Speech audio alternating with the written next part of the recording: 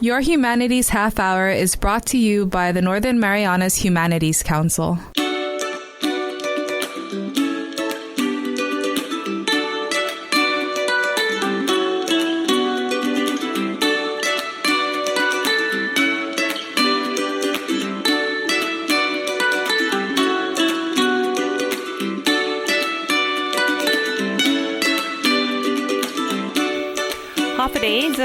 Welcome to Your Humanities Half Hour. I'm Catherine Perry. Today, featuring an interview I was able to conduct with one of the presenters at the recent 31st Annual Conference of Pacific Islands Association of Libraries, Archives, and Museums. They're talking about a project called Digital Pasifik.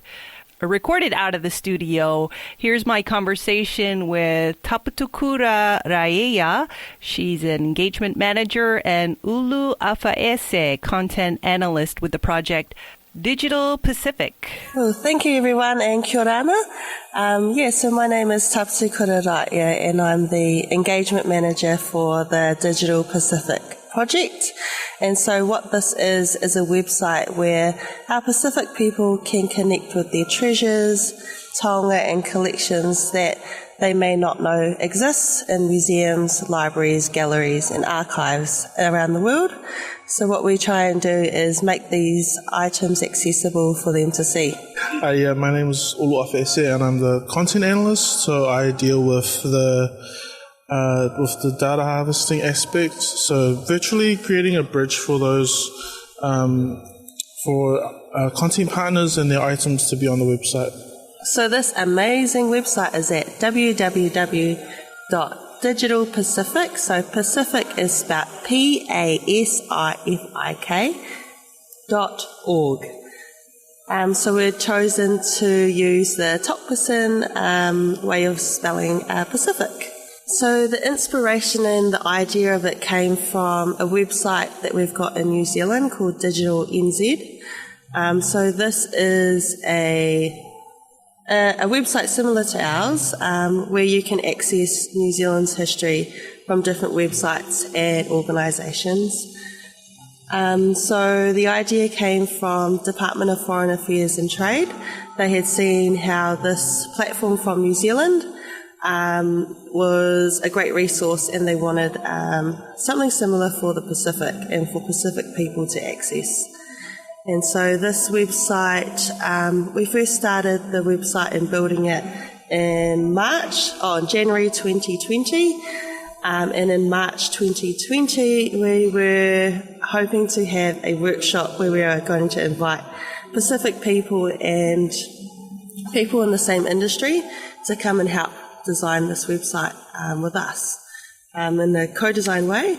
But in March 2020, we had a pandemic, and so we weren't able to bring everyone together face-to-face to have these conversations. So we had to pivot the way that we had to design the website, and we created this website all online. And through Zoom, through Zoom chats and Zoom webinars and meetings.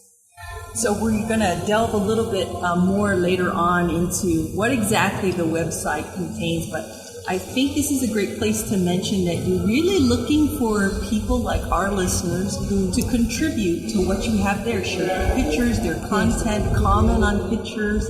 So when we were designing the website, heaps of the feedback was that there needed to be a platform where our Pacific people can own the narrative and share their stories of their history from their perspective, because what's online is only what museums have or galleries have and what's said about their culture. So that was one of the features that we wanted to make sure that was present, which was the user contribution feature. And so what can you share on it is anything. You can share memories, you can share just comments of the picture, if you grew up in that area, and corrections as well. So we've had a few user contributions correcting what has been said in the picture, and this is really good for both us and also the content partner to learn from the people that belong to these cultures. One of the things you shared in your presentation at the conference was the I guess you would say, the physical structure of the website to make it accessible for people in the Pacific. Yes. And I think this is really relevant to those of us that, use social media or the internet to reach other people in the Pacific. How did you create this website so that it would be most accessible to the people you wanted using it? So early on in this design of the website, we actually had to put ourselves in the people that we wanted to use the website. So we use our own experiences of travelling to the Pacific. We know that data is really expensive in the Pacific. Accessibility to the internet may also be slow.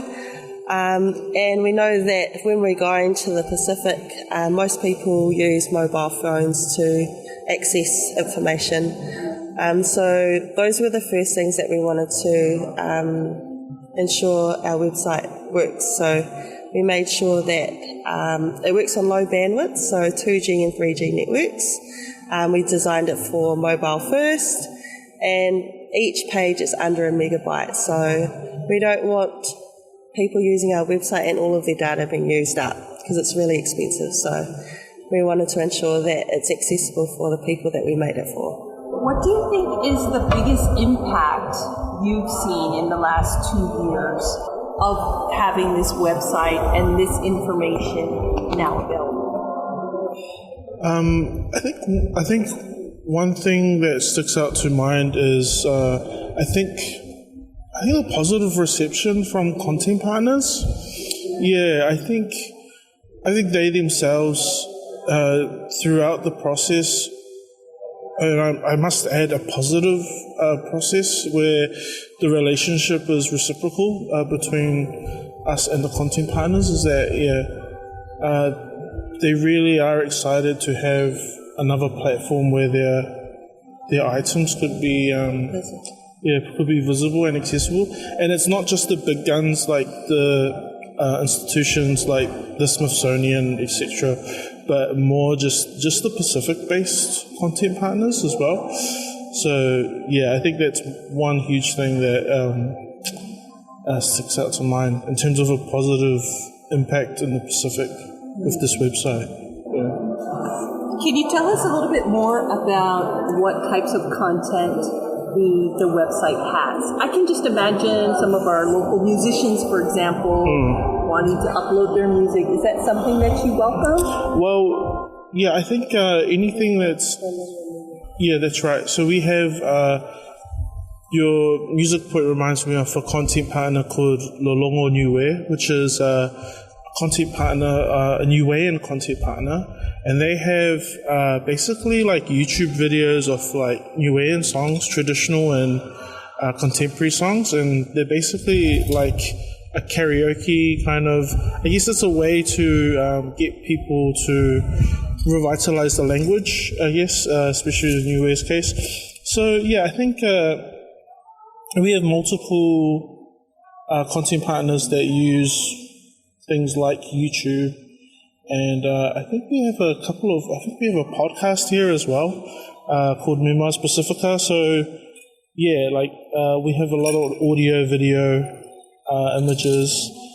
Yeah, and I mean if there are Micronesian musicians out there, I guess get in contact with us and we can see if we can amplify your music on our website. One of the things you emphasized was about how it's really different, we as Pacific Islanders telling our history versus some of the examples you gave of other museums or archives that have old photos of us. And give us the example you shared with the conference participants related to that and why it's so important for us to have a say. So the activity I did with the conference members is to show that as Pacific people we are also really shy to share, but we actually do have quite a lot of knowledge that that we should be sharing and we should be talking about. So I showed a picture. So it was a man. He was holding maybe like a staff. It looked like a photo taken in the 1800s. He had curly hair, he had no top on, and he had a necklace on as well. So I asked the audience to share who they think he is, and what the museum or the library that it belongs to might say about him. And so we had some really good comments about who he might be. Some said, might be Marshallese, he's a warrior, he's a man, he looks strong, he might be from Hawaii. We got a lot of we got lots of, just by one person saying, we had other people contributing and sharing their thoughts. And so when I finally revealed what the information said about him, the only information it had was man. And this is what was said about this beautiful picture of a Polynesian man, really strong, and this is the description they had of him. And they had more description of the dimensions of the photograph and who collected the photo, I think. But this is what was said about our own people, and we could do a much better job of describing him and what was said of him in these records that are really public. Yeah, I mean, the nerd in me kind of tells me that sometimes metadata can be really cold. So it was only just the mentions about the photo, but yeah, as you said, nothing really about his story. So I think with this project, it kind of puts the soul back into to our Pacific history and our cultural heritage. And yeah, I think yesterday's example kind of showed that clearly, that there are some museums or some institutions that just don't really do the work to engage with Pacific people. Yeah, so that was evidently clear yesterday. But not anymore, thanks to this fabulous website, digitalpacific.org, and we'll be back to talk more about it after this break. Okay. I Northern Marianas Humanities Council, Bula Guinahanya puri historian Marianas dan kultura. Sinyon soda esisihanan formasyon gi zon mami website nmhcouncil.org, pat bisita gi YouTube, pat Facebook. Guahaloque diferentes clases leblu na sinya unfan. I Northern Marianas Humanities Council has uzura todo I experiencian tautau. Welcome back to your Humanities Half Hour. We're chatting with two individuals who are part of an exciting project called digitalpacific.org, and that's Pacific spelled PASIFIK.org. Engagement Manager Taputukura Raea, and also Content Analyst Ulu Afaese. Guys, what has it meant to you personally to be a part of this project? And do you have any interesting stories to share about your journey on the way? I think for me in this role, it doesn't seem like a job. I love connecting with our Pacific people and allowing them to share their stories and histories. I think what's been really good is me being a Pacific person, being able to engage my family in the project as well. So on the second week of actually in this role, I was using Digital NZ, which was the platform I was just speaking about before, and I was I'll just put my mum's last name in the website and see what happens. And then I was actually surprised that there was about 120 photos tagged masters. That was actually my mum's family. And then I actually realised that these photos were actually in the building that I was sitting in. And so I thought that was really cool for myself to connect with the items, and that I actually could invite my parents and my mum to actually see these items that they had never seen before, and get her to recognise her cousins and things that she had heard of but never seen images of. What was her reaction when she came in and saw those what was really cool is that we surprised her for her 70th birthday, and that we could actually bring, so these photos were from her family in the Cook Islands, and that we surprised my sister and her 2 daughters over, and so that we could actually bring them that live in the Cook Islands and my mum, who lives in New Zealand, to actually see these photos. And for her to share these memories and these people to my nieces as well. And it was actually really cool to have the conversations between generations. So my nieces were able to recognise places in the Cook Islands in those photographs, and they were actually sharing their memories to my mum as well. And so it was cool to have that intergenerational conversations and getting them to share stories from both their childhoods. So their children at the moment, and then my mum can also share those stories as well. So I thought that was really touching, and it was a great birthday present for my mum to actually reconnect. Definitely. Yeah. What a wonderful story. How about you, Ruby? What does it mean to you to be a part of this project? I just met my cousin. I just found out someone is my cousin during a visit at the library. She's an academic from Waikato University.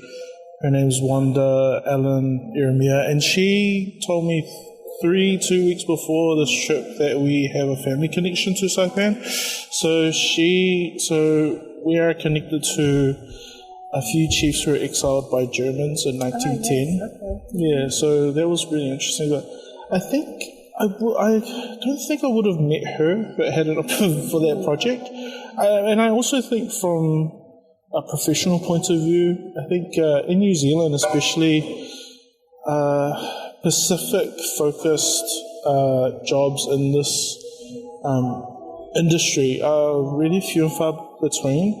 And I feel like, I believe that there are at least 400,000 Pacific people in New Zealand, and all of them carry a story, but we don't really have much of a voice, per se, in this industry. So I think for me, as Taputu said, it's not really work, it's not really a job, it's just Connected. Yeah, it's just amazing being able to make connections and meeting new people. And also I feel like this trip has been really educational, because I think as Polynesians we don't really know much about our Micronesian brothers and sisters, so if anything we're also learning as well while we're doing this work. Yeah, that's right. Erlinda's offered to take us to a site where the chiefs had landed or had lived. Mm-hmm. So I think she's taking us to that tonight. I think so. Yeah, so it's a lot of serendipitous things, I think, which is working on this project. So I think it's been a great impact. Aside from the building connection and the gathering information, what are some of the other impacts you're seeing coming out of this project? I think it's, so some of the examples is giving an opportunity for our Pacific-based institutions and museums a platform to share their items. Early on in the project, we contacted Solomon Islands Museum. So we were emailing, and I was like, should we have a Zoom call? And then they said, we don't actually have the resources to actually video call, but would you mind ringing us on the phone?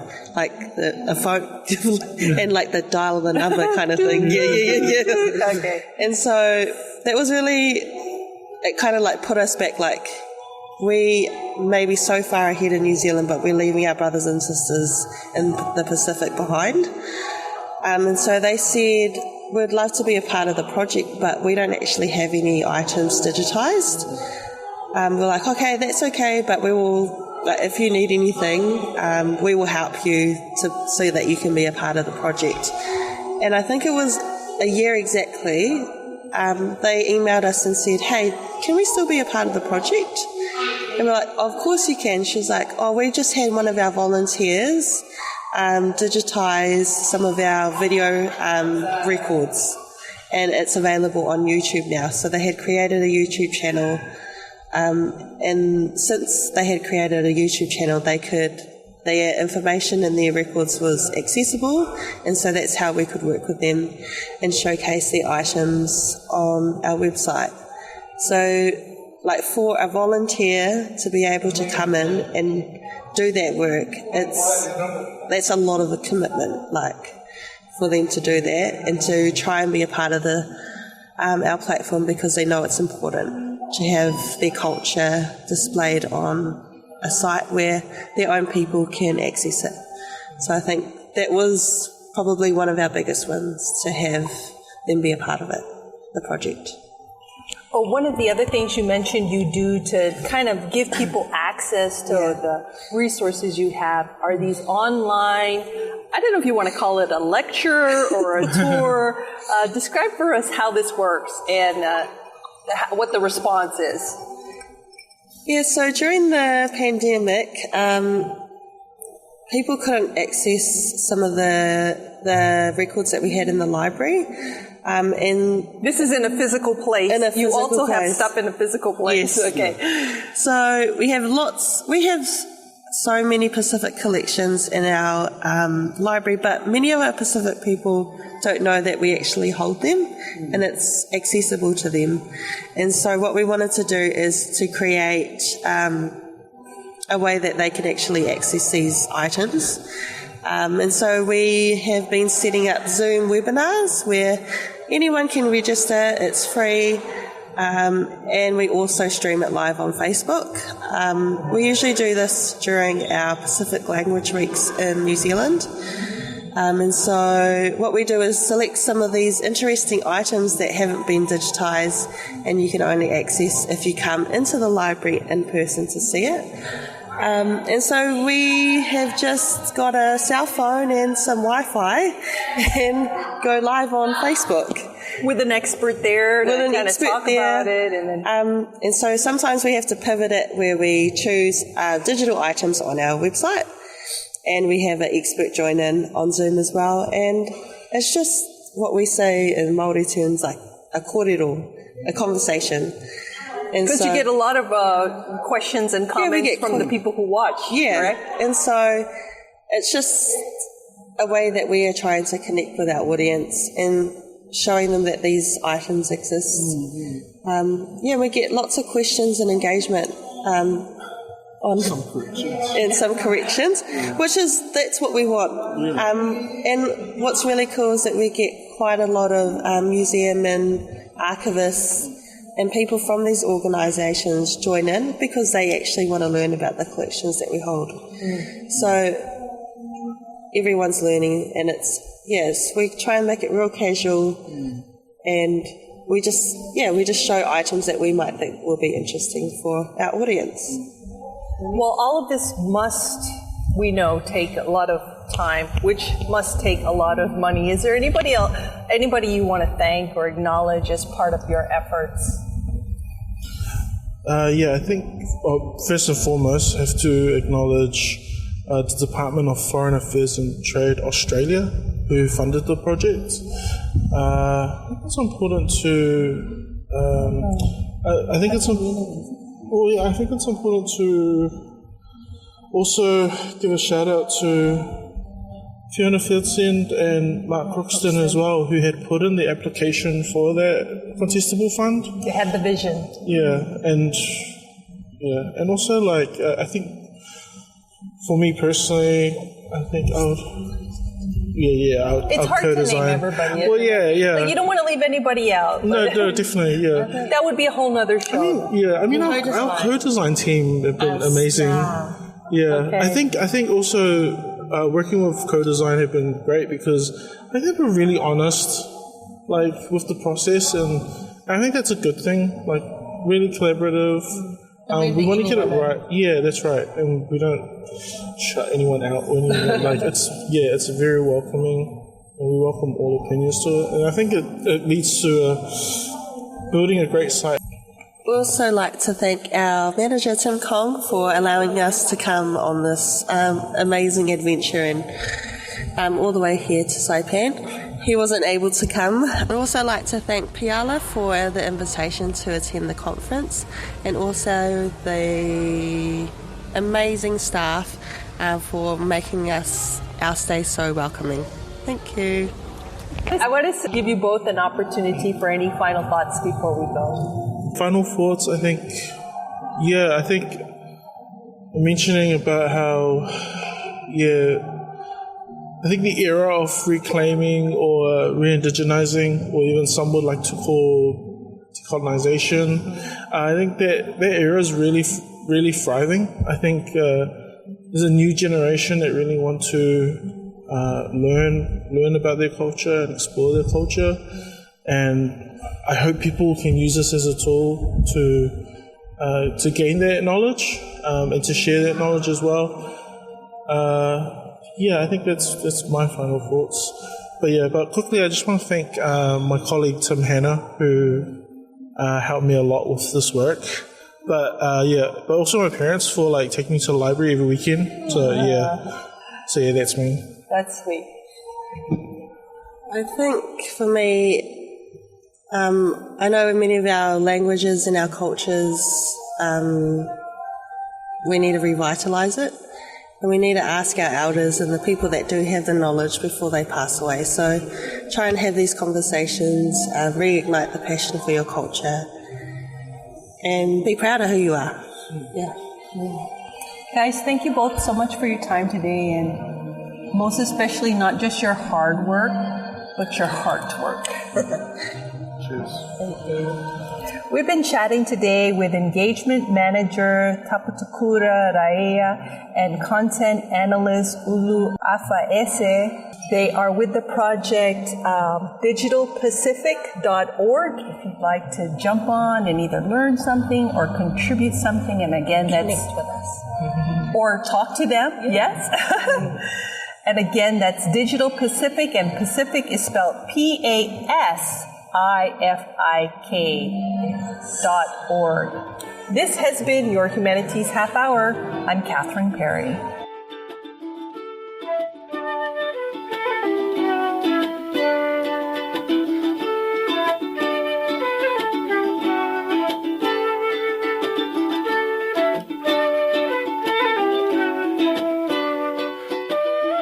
Your Humanities Half Hour is a production of the Northern Marianas Humanities Council, funded in part by the National Endowment for the Humanities. Any views, findings, or recommendations expressed in this program are those of the participants and do not necessarily represent those of the National Endowment for the Humanities or the Northern Marianas Humanities Council.